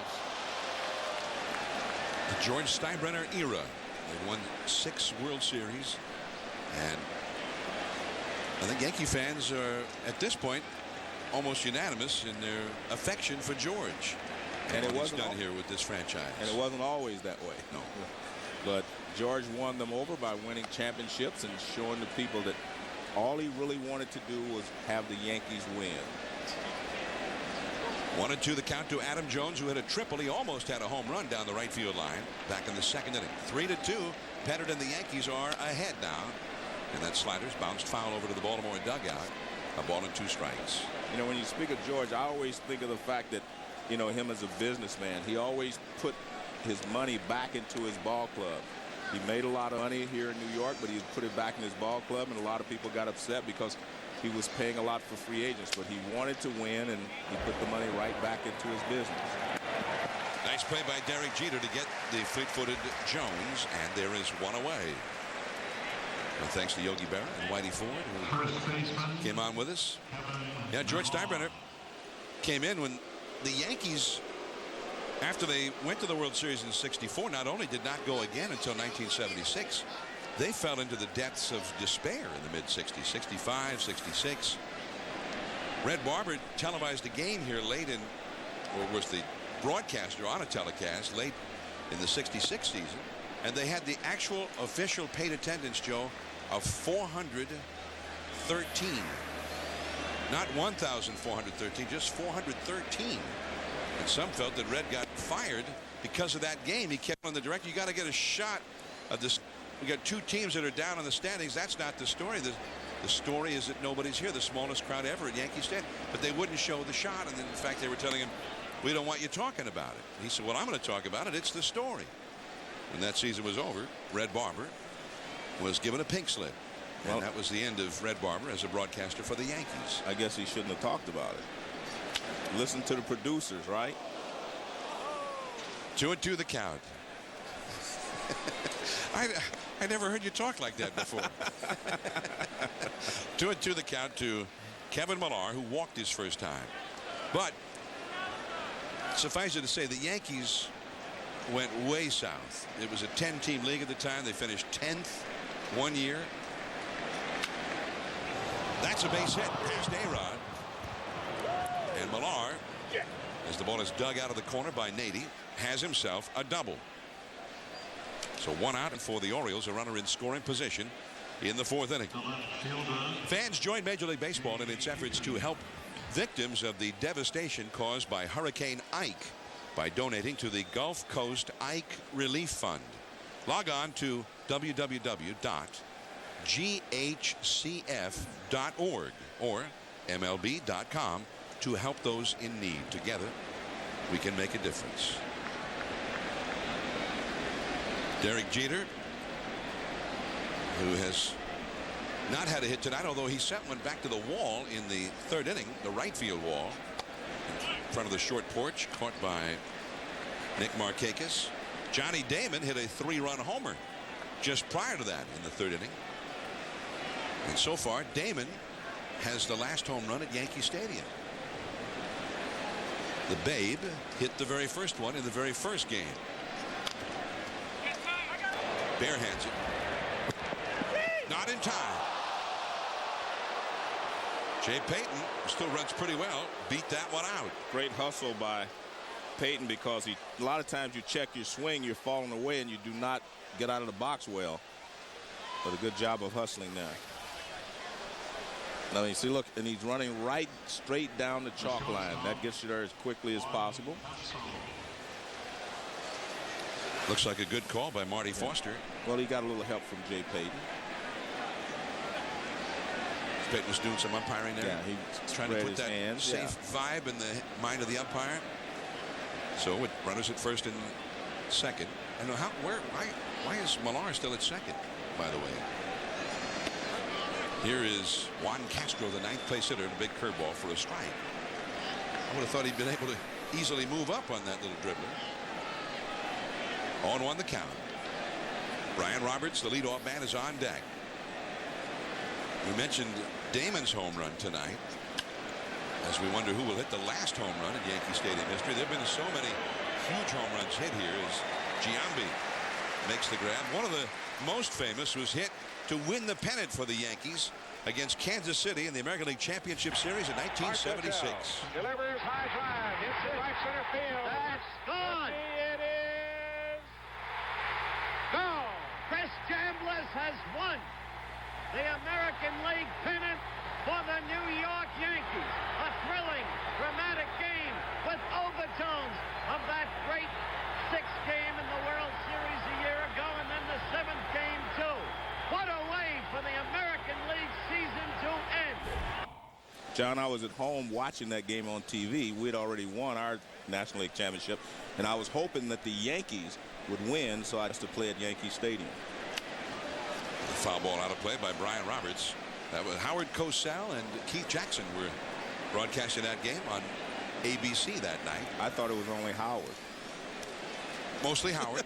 That's what it sounded like, mostly Howard. Brian Roberts is flied out deep to right, and he was safe on an error in the 3rd inning, stole a base and scored a run. 2 men on, 2 men out. The Yankees leading the Orioles 3-2. That put the Yankees into that World Series against the Big Red Machine. Yeah. And Reggie Jackson joined Keith Jackson and Howard for the telecasts of the World Series. And your Reds swept the Yankees in that World Series. And Reggie mentioned a few times in the telecasts, you know, the one thing the Yankees really are missing is a big bopper in the middle of that lineup, a guy who's And the Reds have Perez and Bench and some real big home run and RBI guys. The Yankees need one of those. They've got some other good hitters. They need that bit. He didn't say they need that straw to stir the drink or anything like that, but and then who did the Yankees go out and get in that offseason? Reggie Jackson. We're going to be visited by Reggie a little bit later in the telecast. Right now we're in the fourth inning, 3-2. The Yankees are leading the Baltimore Orioles. 0-2 the count. Pettit in a jam with 2 men on. That's into right field, a base hit. Millar's going to be waved home. Abreu throws home. Not in time. And it's tied up. Pretty good job of hitting there by Brian Roberts on a tough 2-strike pitch. Well, one thing a right-handed hitter should do is try to stay back through the middle or the other way against left-handed pitching. He gets jammed a little bit. It's a cutter in. He jams him, but he's fighting it off the other way. If he tries to pull that ball, he breaks his bat. Good job of hitting Brian Roberts, who is definitely a good hitter. Roberts came into the game hitting .298. And there's a throw home by Abreu. It's always tough to score from on a ball hit the right field. And Abreu, who's got a pretty strong arm. Well, they play so shallow in right field that a lot of times hard line drives get there to the outfielder so quickly. And you can see the right field is short, as we mentioned.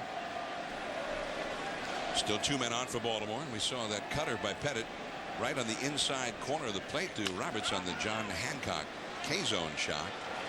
And Markakis hustling up the line, put out by Giambi. This game is tied. Andy Pettit and the Yankees in a 3-3 tie now to the last of the fourth.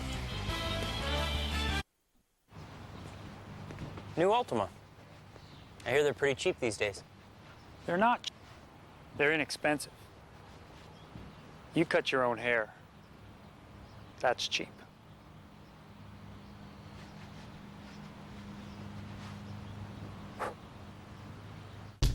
You'll get passionate about new prices on every Nissan model, like the Altima, now from $22,698. See your Nissan retailer today.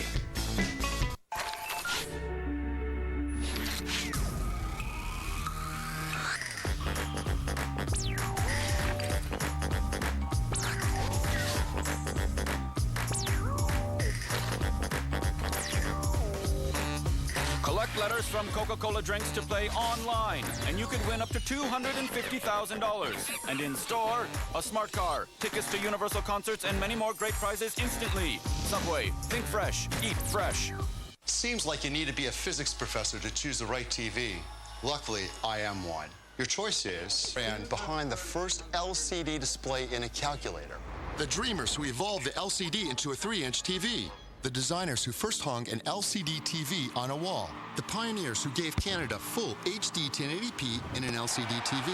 The creators of the world's largest LCD display. Or choose all the above. Sharp. Change your TV, change your life. Sharp. Hi, I'm Paul Tracy. I just want to congratulate the 10th anniversary of Sportsnet.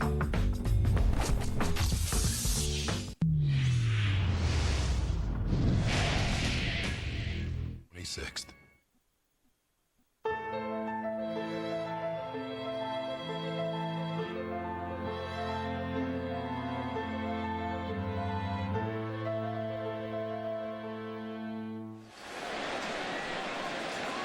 Yankee Stadium opened in 1923, and tonight, September the 21st, 2008, the final game. And there is not going to be any postseason for the Yankees this year. The Yankees are not destined for that in their final year, which is sad, but it does reinforce the notion that this is the last game, not the last regular season game. This is the last game. They have not officially been eliminated, but we have to wait. They're not mathematically eliminated, but you have already eliminated. I eliminated. Okay. I'm John Miller with Joe Morgan and Peter Gammons. Because Yankee Stadium, we were looking at some of those monuments and the plaques of the great players. We were visited by Whitey Ford and Yogi Berra earlier in the telecast. We've got a 3-3 game going here. Johnny Damon in the ballpark that Babe Ruth christened with a home run in the very first game in 1923. Johnny Damon has hit a home run here tonight. But another part of Yankee Stadium back in the 30s, it became a vital part of Negro League baseball hit in July of 1930. And a player who played a little bit later on, but many times played here at Yankee Stadium as second baseman for the Philadelphia Stars, Malin Duckett. He played against such great players as Satchel Paige, Jackie Robinson, Buck Leonard, Buck O'Neill, Judy Johnson. He was managed by Oscar Charleston. These were some of the greatest players in the game at that time, but not allowed to play in Major League Baseball. African-American players were excluded. And Malin Duckett is here tonight and standing by with Peter Gammons. Peter? Well, John, Malin, what was it like when you came in here with the Philadelphia Stars and you played in Yankee Stadium in front of 40 and 50,000 people? What was it like? Well, my first time here, I was still a kid. I was right out of high school. And I never played in any Major League ballpark. And I know when I walked out on this field and I saw all the people, I just had, I guess, I don't know, I was nervous.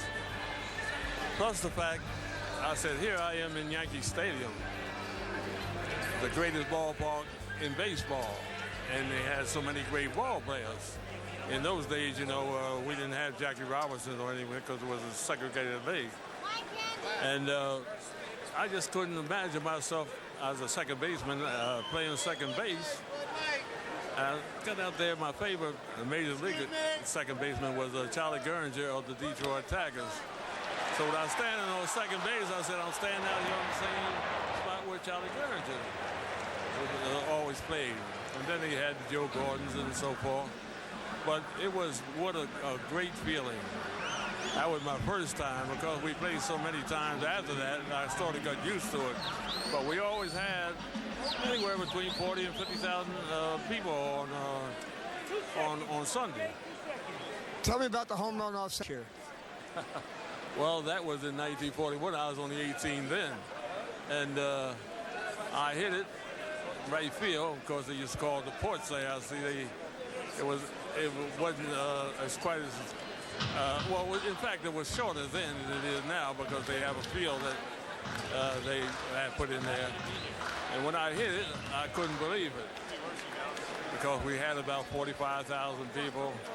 And that was one of the greatest feelings I've ever had by being a young boy, too, and the great Satchel Paige, which very seldom gave up home runs, which I never hit another one on. Malin, thank you very much. It's been an honor to talk to you. Thank you. You know, I was listening to him talk about Yankee Stadium and the fact that he was facing the great Satchel Paige and playing, you know, in this great stadium, the greatest stadium in the history. And he was thinking that he was standing out there where Charlie Gurringer played. I told you the story when I hit the home run in the All-Star game here to lead off the All-Star game in '77. I was trotting around the base. I wasn't even aware of the fact, thinking about the fact that I'd hit a home run. I was thinking about the fact that I'm going around the same bases that Babe Ruth went around. And that was kind of like what he just said there. It's bigger than what you accomplish yourself, the fact that you're going, treading where great players have played. Molina, deep left field, way back there, and adios! Jose Molina, a two-run big fly. 5-3 Yankees, they're back ahead.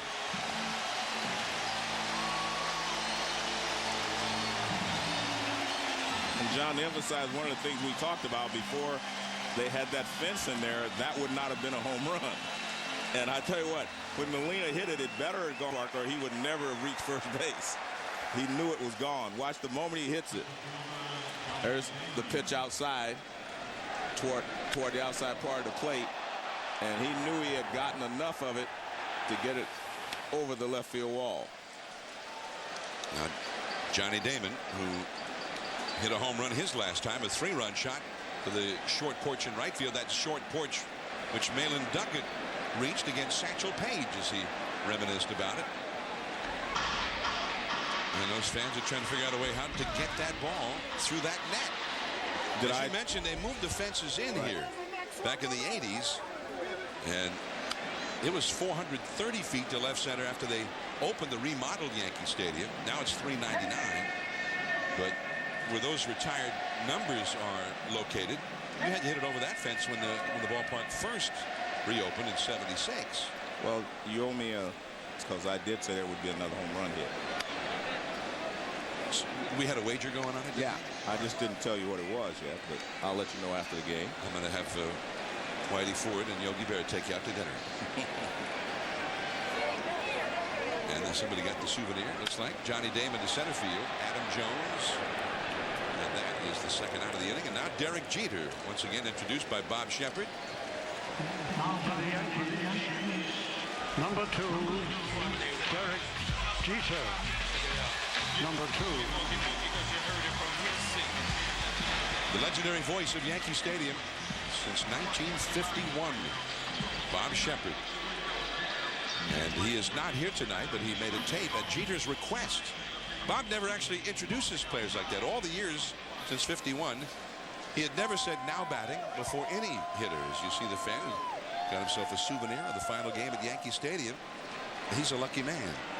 But Bob, that Jeter said he'd like to have him say "now batting," and so Bob accommodated.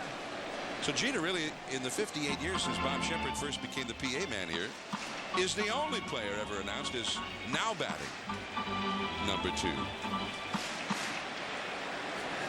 So Jeter got something real special going on there. And he told us earlier in the telecast that Derek Jeter that he thinks Bob Shepard is an important part of this franchise as much as any of the players who've ever played here. He is thrown out by Castro. But Jose Molina has hit a 2-run homer, which right now is the last home run at Yankee Stadium. Although we're far from done. Every weeknight, when it's game over on the ice, it's game on in the Hockey Central studios. Oh, he's something else, Sidney Crosby. It's Hockey Central tonight. Hockey Cent Night. Monday to Friday at 11. It's hockey that matters.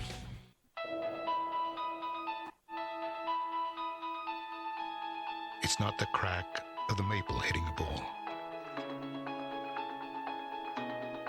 It's not the roar of a double play. Or the sound of peanut shells under your feet. It's not about how important every pitch is. It's about the time between pitches. This is my hotel. My hotel. At my Best Western, I know what business travelers need. That's why we offer our free Gold Crown Club International card. Earn points towards free nights, shopping and dining gift cards,